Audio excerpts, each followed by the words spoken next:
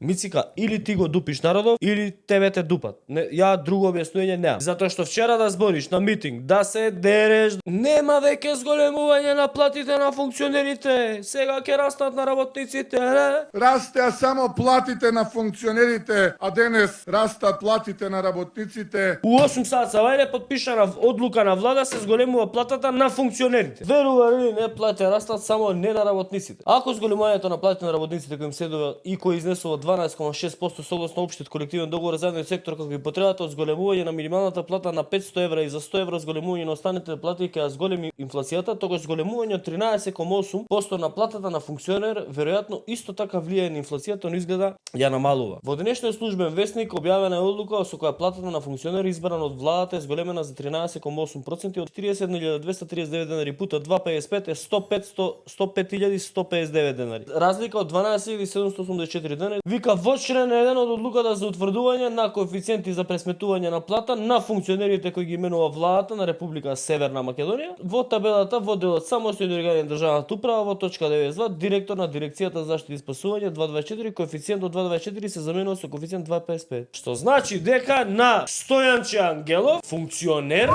сте му ја зголемиле платата за 200 евра. Честички. Стојанче Ангелов е функционер.